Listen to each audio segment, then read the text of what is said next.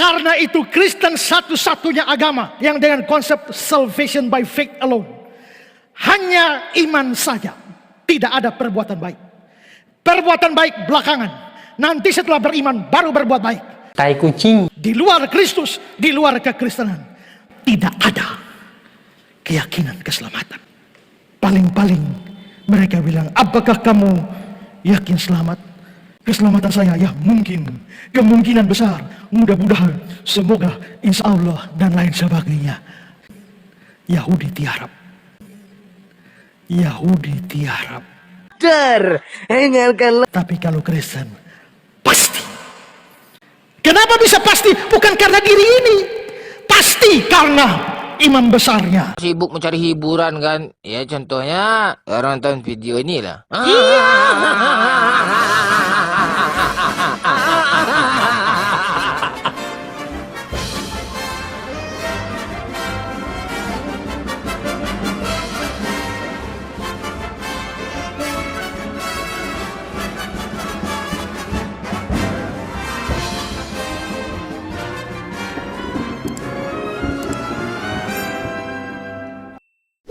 A'udzu billahi minasyaitonir rajim. Bismillahirrahmanirrahim.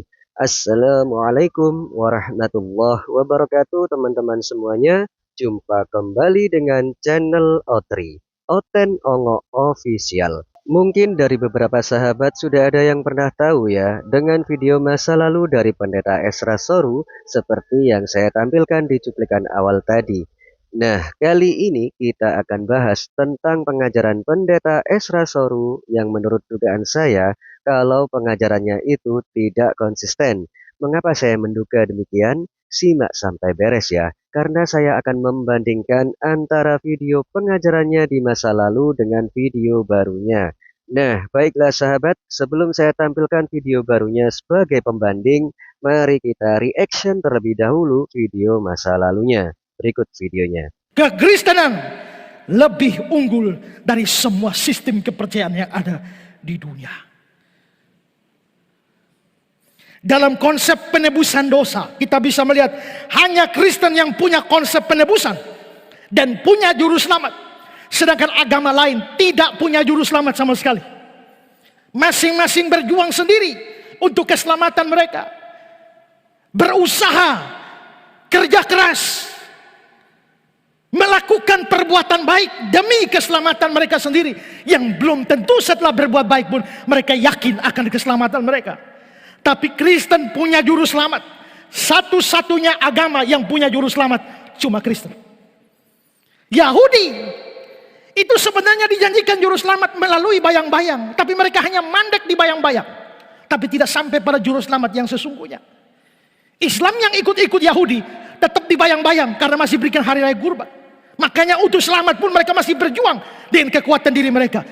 Tapi Kristen punya juru selamat. Satu-satunya, tidak ada yang lain di dunia ini. Nah, di videonya yang jadul ini, Pendeta Ezra Soru masih semangat-semangatnya jualan kecap. Astagfirullahaladzim, kok kecap pula? Maksud saya masih semangat-semangatnya untuk memberikan pengajaran tentang keselamatan di dalam kekristenan dengan membandingkan keselamatan di dalam agama Yahudi dan Islam. Intinya keselamatan itu hanya ada dalam kekristenan. Catat inti poin tersebut. Di video jadulnya, Pendeta Ezra Soru meyakinkan orang Kristen secara fix dan pasti selamat masuk surga. Tetapi saya nggak tahu ya sahabat, entah selamat berjuang menuju surga atau selamat tinggalkan surga. Oke, kita lanjut. Dan karena itu Kristen satu-satunya agama yang dengan konsep salvation by faith alone. Hanya iman saja, tidak ada perbuatan baik. Perbuatan baik belakangan. Nanti setelah beriman baru berbuat baik. Tai kucing. Tapi agama lain berusaha berbuat baik supaya selamat. Pertanyaan kita, harus sebaik apakah supaya bisa selamat? Kamu sudah baik, tapi harus sebaik apakah? Dari mana kamu tahu bahwa kebaikanmu memadai? Dari mana kamu tahu bahwa seluruh amalmu itu sudah cukup untuk membuat kamu layak masuk surga? Dengar baik-baik, satu dosa sudah cukup membuang kamu ke neraka. Satu dosa sudah layak memasukkan kamu ke neraka selama-lamanya. Kamu boleh berbuat baik 1000, tapi begitu dosa 1, kamu harus masuk neraka. Tapi Kristen, salvation by faith alone. Selamat karena iman dan hanya iman saja. Karena itu kekristenan tidak menyandarkan keselamatannya pada perbuatannya sendiri, tapi pada perbuatan imam besarnya. Tidak berusaha mengorbankan dirinya sendiri, tapi pada korban Kristus yang sekali selama-lamanya. Lalu bagaimana bisa semua ini pada akhirnya akan berdampak pada kepastian keselamatan. Itulah sebabnya kepastian keselamatan kalau orang jujur hanya bisa ada di dalam kekristenan, di dalam Kristus. Di luar Kristus, di luar kekristenan, tidak ada keyakinan keselamatan. Paling-paling mereka bilang, apakah kamu yakin selamat? Keselamatan saya, ya mungkin, kemungkinan besar, mudah-mudahan, semoga, insya Allah, dan lain sebagainya. Tapi kalau Kristen, pasti. Kenapa bisa pasti? Bukan karena diri ini, pasti karena imam besarnya yang berikan korban sempurna selama-lamanya. Yahudi tiarap. Yahudi tiarap.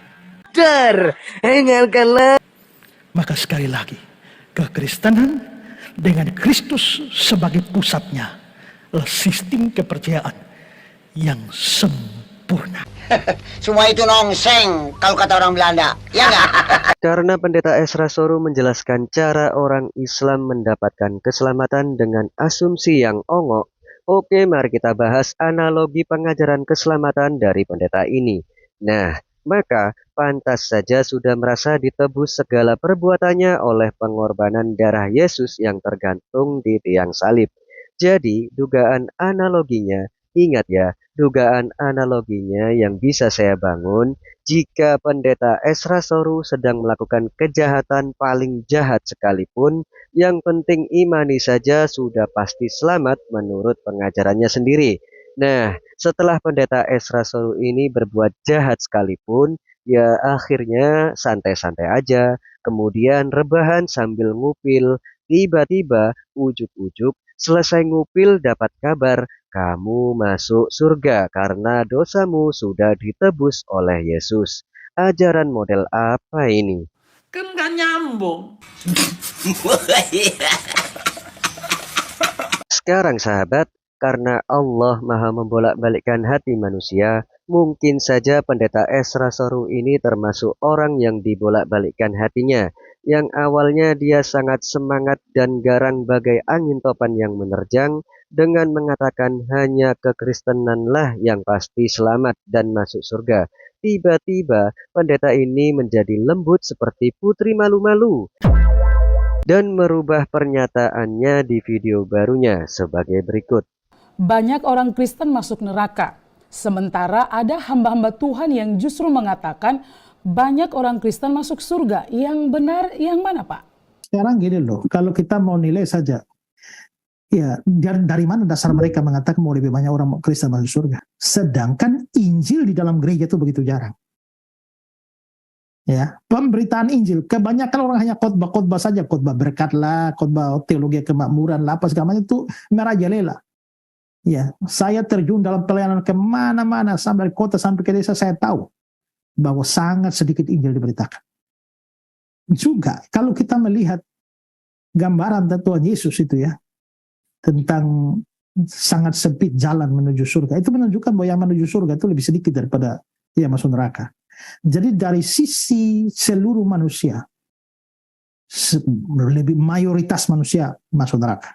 Tapi dari sudut pandang Kristen, ada banyak orang Kristen yang hanya Kristen KTP saja. Bahkan di gereja saya, tempat saya beritakan Injil pun saya nggak yakin. Bahkan di gereja saya, tempat saya beritakan Injil pun saya nggak yakin.